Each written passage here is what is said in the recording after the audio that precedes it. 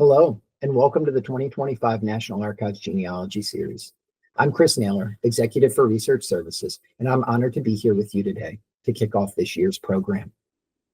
We are thrilled to have you join us, whether you are a seasoned genealogist or just beginning your journey of discovery. Over the next several weeks, our experts will show you how to use National Archives records to research your family history and how to care for your personal records collections. We are proud to offer our genealogy series to you year after year, exploring our records with you and the many ways they intersect with your interests.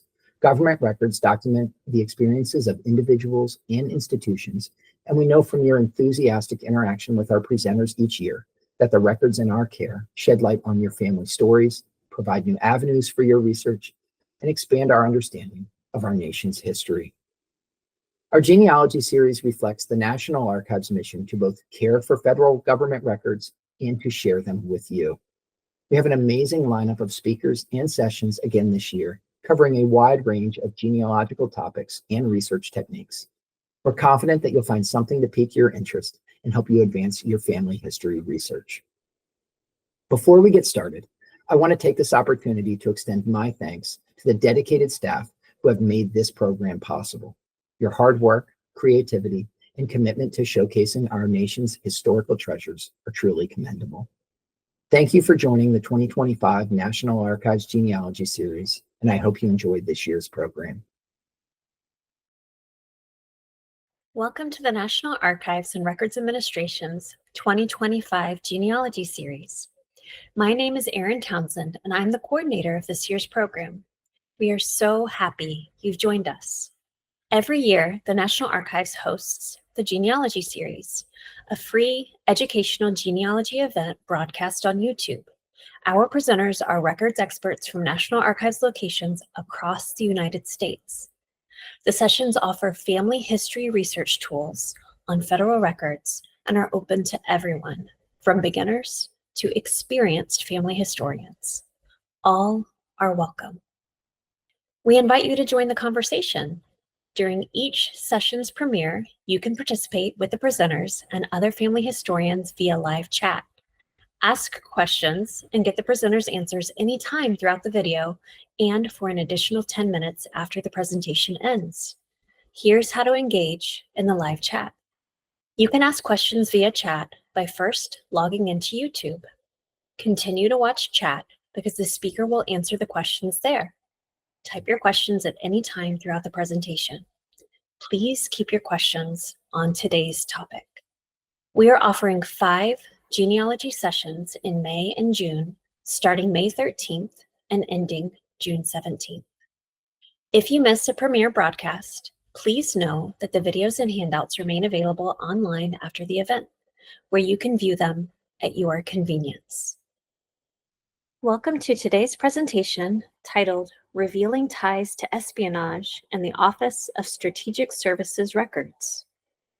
Our presenter is Molly Kamph. Molly is an archivist in the Textual Reference and Augmented Processing Branch at the National Archives at College Park, Maryland, or Archives 2.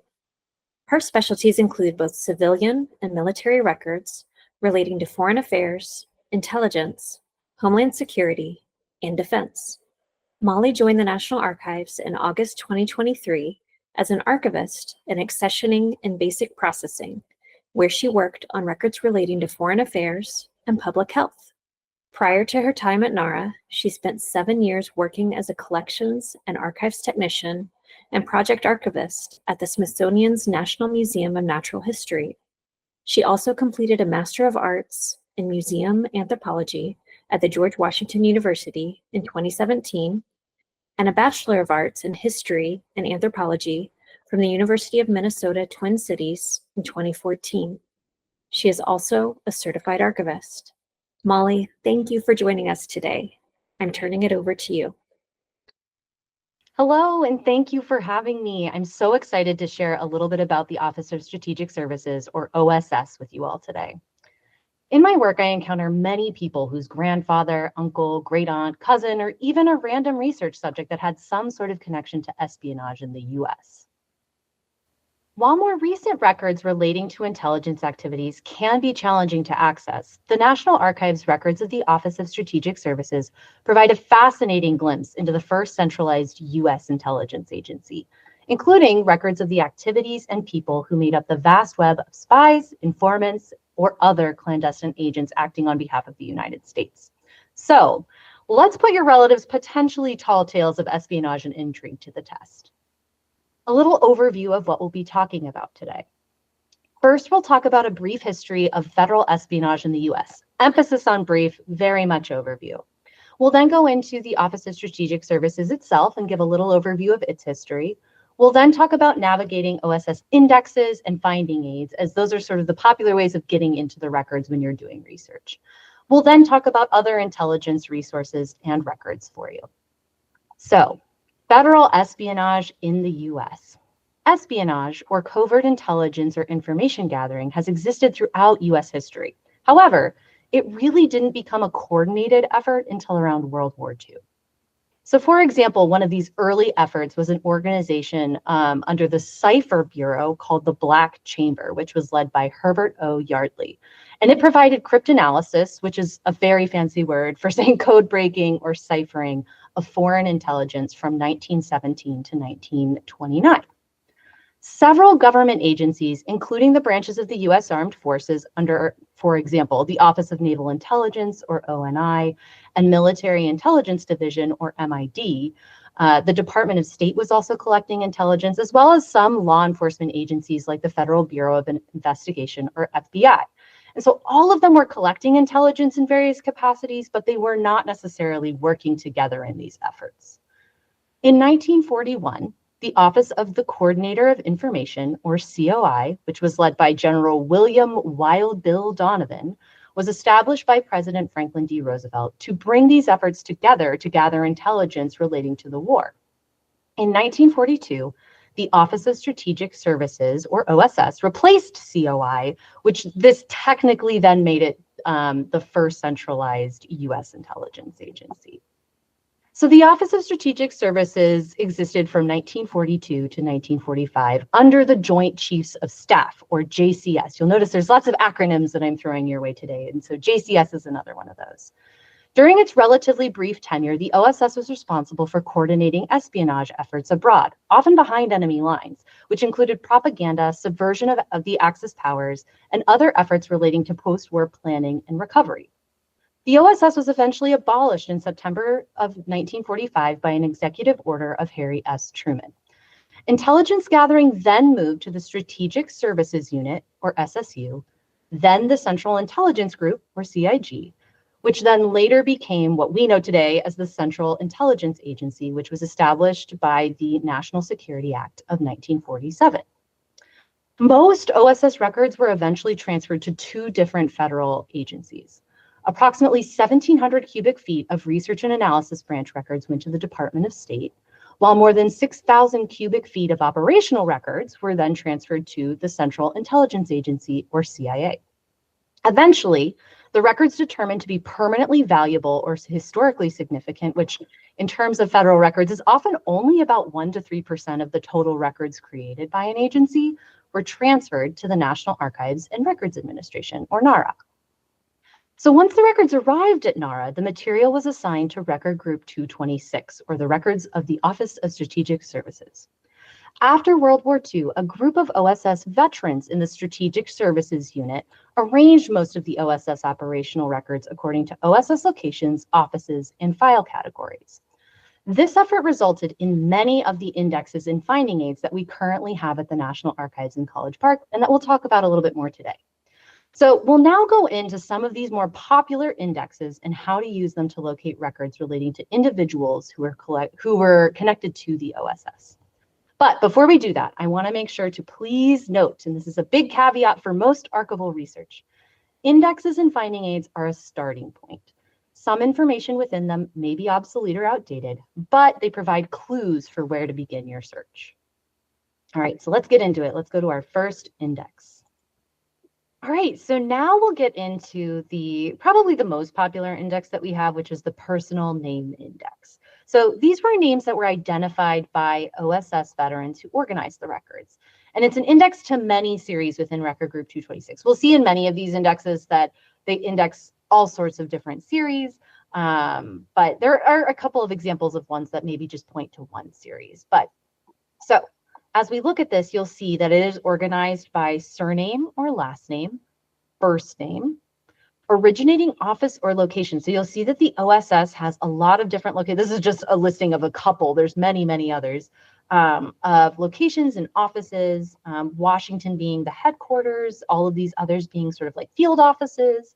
We also have the OSS branch that was associated with these records. So that we do have a guide on our website that gives you, because you'll notice that many of these are sort of shortened codes. We do have a guide on our website that will tell you what these mean and what branch of the OSS these are for. We also have type of record, which again included in our guide on what these mean in terms of type of record.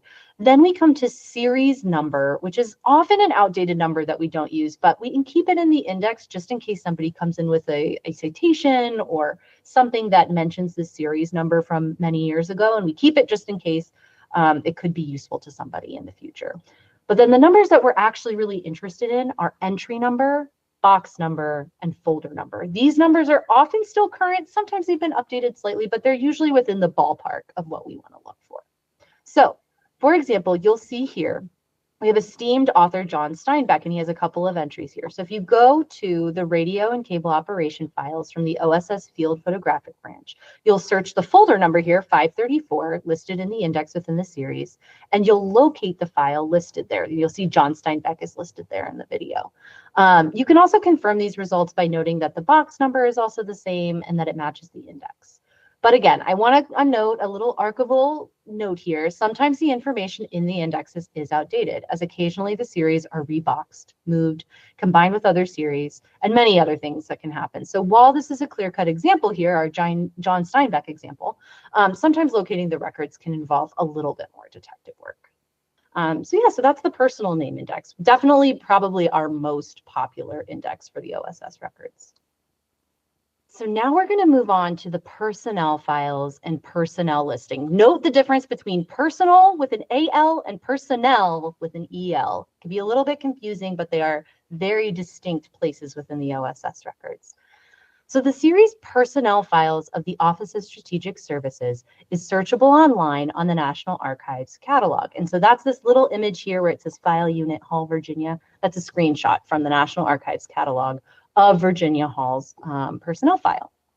So nearly 24,000 men and women who served in the Office of Strategic Services and in its predecessor organization, the Coordinator of Information, and in its successor organization, the Strategic Services Unit, are listed in the OSS personnel files. So what's cool about these files is that they can include all sorts of really interesting documentation about folks' careers in the OSS, because these are personnel or staff of the OSS. So these files can include applications to join the OSS, personal history statements, initial training assignments, placement within the OSS, travel forms, combat or special training, payroll deductions, performance evaluations, promotions, awards and citations, reassignments, separation and discharge forms, and even special funds accounting documentation. So a whole slew of things, primarily HR documentation or human resources stuff, but it can really tell a lot about what someone's career in the OSS looked like. It's important to remember that these files can sometimes be fragmentary, but then for other individuals, you may have multiple files originating from different offices that they worked at in the OSS. We also have a comprehensive listing of OSS personnel that was accessioned from the Central Intelligence Agency. This listing can confirm whether an individual was employed as a member of the OSS, but sometimes we don't have the personnel file of certain individuals because they moved from the OSS to the SSU and then later to the CIA. And some of these files actually remain in the holdings of the CIA today. So as an example for this slide, I have Virginia Hall, who was a spy in England's Special Operations Executive, or SOE, kind of right at the beginning of World War II, but then she eventually became part of the OSS in the US during World War II. In her work, she organized spy agent networks, assisted escaped prisoners of war, and sabotage access efforts in Vichy, France. She then went on to work for the CIA in 1966. But hers is an example of a file that we do have within our holdings. So in this photo that I have of her, it's really cool, is that she's actually being awarded a Distinguished Service Cross by General William Wild Bill Donovan, who you may remember, who was the COI director and then later the OSS director. These are actually a couple of pages from Virginia Hall's OSS personnel file describing her recommendation and citation of that award in the photo, the Distinguished Service Cross. She actually has 2 physical files that contain correspondence relating to this award. She also has psychological assessments within her file, payroll documents, transfer paperwork, and more. So these personnel files and personnel listings can really tell a lot about the individuals who are working for the OSS. So now we'll move on to the code name index. And so I'm sure everybody's intrigue is piqued at this one, because that's right what you think of with espionage as code names and operations. And so the OSS did use code names for individuals and operations. And so this index, like the personal name index that we first looked at, references many different series within record group 226. It is organized by code name, location of originating office. So again, those field locations or the headquarters offices, the OSS branch, type of record, series number, entry number, box number, folder number, and location. So for this example here, we'll note that Virginia Hall, who we just talked about, their code name was actually Heckler, which is referenced in, and we'll play it here in the video. If you scroll down in our code name index, you'll see that we do actually have an entry for Heckler. And so this image also shows that this is her with her code name. And so this, in the index, it references a file in the series, in the Washington Headquarters Director's Office files in the series Field Station Files. These records can also be found in the microfilm publication M1642, Records of the Office of Strategic Services, Washington Director's Office Administrative Files, which can also serve as an index within itself, that microfilm publication. And so this is all just to say, this is kind of a more complicated example, but this is all just to say that these indexes can initially point you to one place, but then it'll kind of give you that web of various other places that these records could be located. All right, and now we'll get to the topical subject indexes. So like some of the other indexes that we've looked at previously, the subject listed within this index were identified by OSS veterans who organized the records. It's also an index to many series within record group 226. Much like some of the other ones we've looked at, many different series can be indexed within this. So like the other ones, this is actually organized by topic or subject, originating location, branch, record type, series number, entry number, box number, folder number, and storage location. So for this example, we'll actually search for some records relating to OSS Detachment 101, which operated in the China-Burma India Theater of World War II.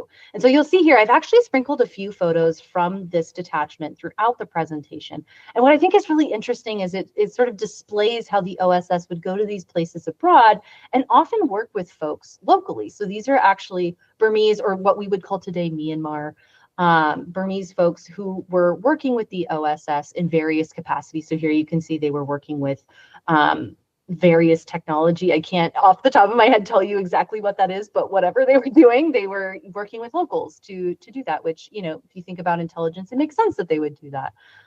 So for our example, if we wanted to find, let's say, this roster, so this is in the middle here of this index page. A roster can be helpful because it is essentially a listing of names, right? Like you think of in school, like a class roster of everybody who's taking a class. So this can be helpful if you're looking for an individual who was working with this field office in Burma for 1944 to 1945. So if we wanted to find this roster, we would go to the series, which is operating files, I believe. And if you scroll down, operations personnel records, so if you go within the search function in the series and search for Detachment 101 or DET 101, if you scroll down, you'll see you not only locate the roster right there, but there's also several other files that have this DET 101 and are probably associated with that detachment within those records. So now the question is, where can these indexes and finding aids lead? We've given a couple of examples as we've talked about the indexes, but there are just a couple of series in particular that might be really helpful when you're doing research in Office of Strategic Services records. So as mentioned previously, the indexes can lead to many different series. These are just a couple of examples of many possibilities that are referenced within the index. One particularly useful series is the sources and method files, which has many entries attached to it. You'll see that A1210 through A1220, there's many entries of this one. And that's because these files were initially withheld to protect individual sources, cooperative relationships with foreign governments, and methods of gathering intelligence used by the OSS and the SSU. So the arrangement of these materials in this series reflects the CIA's assignment of what they called withdrawal numbers, or WNs. So the documents that were earlier withheld from other accessions, they were then released by the CIA between 1998 and 2002. As a result, the records are often out of numerical sequence, and segments of these WN numbers do not appear in numerical sequence and are not necessarily associated with records that are maybe right next to each other in the box, which is sort of counter to what you would think these records would be. So in this instance, you would actually use what we call a finding aid. So the indexes are more those listing of names, topics, organizations, etc. Finding aids are a little bit more descriptive. So they'll have this series listed and tell you how to find more specific information, or just generally tell you how to navigate it. So you really need to use both the indexes and the finding aid in order to navigate some of the series within the OSS records. So there are also many separate series within the files of OSS that are headquarters files as well as field station files, because they have field stations across the globe. It can be helpful to know which office was responsible for the records, like the research and analysis branch. There's many other branches. I did mention that we do have a guide on our website that lists out all of the different branches for records that we have, or where individuals were assigned to work. So for example, a field station like the Paris field station, or we talked a little bit about the Burma office. These offices and branches and field station locations are listed on our research guide page. I will give you a link at the end, I promise. And we've put a lot of work into making sure that folks can find these OSS records. So then to move on to a few other indexes and series that may be of interest if you're diving into the world of intelligence agencies and their records. So if you're looking for someone or something that is before the OSS, we suggest starting with the Military Intelligence Division, or MID indexes. So you'll see here, I have linked here several different indexes. We have a personal name index, an organizational index, a geographic name index, and a subject index. And what is so great about all of these is that they are all available to search online on the National Archives catalog. So what you'll see here is that we have file numbers in the index that often, not always, there's a couple of other series, but more often than not, they lead to a series called Security Classified Correspondence and Reports. But we often here at the archives just sort of short form it to MID files. It's easier that way to just call them the MID files. So, but what's cool about these is they contain correspondence and reports pertaining to military espionage and counter-espionage, the monitoring of activities by labor groups, organizations, and individuals considered to be radical, domestic and foreign publications, the supervision of intelligence officers in the field, and the cooperation with other federal government agencies regarding censorship and intelligence activities. This index also provides brief abstracts summarizing each file. So the example I have here on the slide is actually the entry for Herbert O. Yardley, which you may remember, who I brought up earlier, who is the cryptologist or code breaker who led the Cipher Bureau's Black Chamber that I mentioned earlier. So you'll see on the page that there are file numbers off to the side here, and these file numbers are then sort of directly associated with entire files within the MID series. And so you start here, and then you eventually go to the series to look at the full file. So if you're interested in maybe after OSS, right, post-OSS inquiries, if you will, in certain instances, we suggest looking in the U.S. Army's Investigative Records Repository, or IRR records. The series Intelligence and Investigative Dossiers, personal files, and associated indexes can point to records relating to specific individuals collected during the course of investigations. This can include World War II era personalities, including individuals connected with German wartime intelligence and security organizations, German and Japanese war criminals, senior political and military leaders, alleged collaborators and informants, allied or enemy agents, as well as many others. And you'll find too that I said post-OSS, but there can sometimes be overlap between them, so it can sometimes be helpful to look at both. Then we also have the series Intelligence and Investigative Dossiers, Impersonal Files, and associated indexes, which point to records collected during the course of investigations of specific organizations, as well as general topics relating to intelligence and counterintelligence. So this can cover a whole slew of topics, including Nazi party membership, the exploitation of German scientists, Axis power war crimes, Soviet bloc military intelligence and espionage activities, which includes reports on intelligence services of Cuba, Czechoslovakia, East Germany, Hungary, North Vietnam, and Poland. There's also alleged communist infiltration of the United States and political activities, espionage, and acts of sabotage in South Vietnam, as well as much, much, much, much more. So on that point, we have a lot of other intelligence records here at NARA. I won't read out all of these record groups, but suffice to say we have many other records in the National Archives and Records Administration relating to intelligence efforts. Obviously, as you can imagine, the most popular is Record Group 263, Records of the CIA, and it is often requested. But another caveat, another archival caveat here, it should be noted that the CIA maintains many of its records as active records, meaning that the National Archives holdings of CIA records are limited in scope and consist primarily of analytical products, such as intelligence reports and estimates, as well as publications in a limited, emphasis on limited, number of historical collections.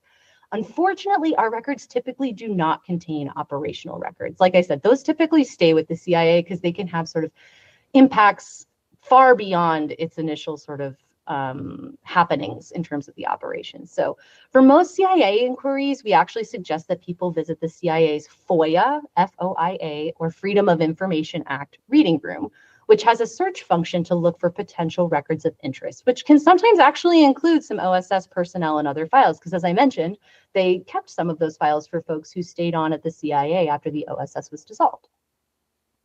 To wrap up a little bit, overall, the National Archives has many resources, both on-site and virtually, to help search for individuals in the Office of Strategic Services, or OSS, and other intelligence efforts throughout U.S. history, even some that we didn't mention here today. And by some, I mean many things we didn't mention here today. We have so many more records.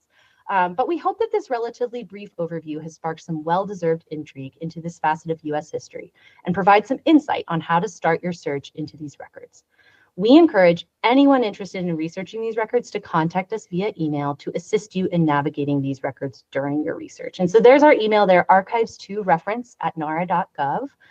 Please never hesitate to reach out. And thank you guys so much. I really hope that this, again, has sort of sparked your intrigue into espionage and perhaps either confirmed or denied your family members' espionage ties. Thank you again for watching. This ends the lecture portion of the broadcast, but we will continue to take your questions about today's topic in the chat. If we do not get to your question, please send us an email at inquire@nara.gov. Videos and handouts from the program will remain available on this YouTube page and our website. We plan future programs based on your feedback. Would you please take a minute to complete our short online evaluation form? At this time, I'd like to thank the Genealogy Series team who contributed to the success of this program. We are grateful for your work. If you enjoyed this video, check out our Know Your Records program. We have over 100 educational videos on how to conduct research at the National Archives. Although this concludes the video portion of the broadcast, we will continue to take your questions in the chat for another 10 minutes. Please stay if you have questions. Thank you for joining us for today's presentation.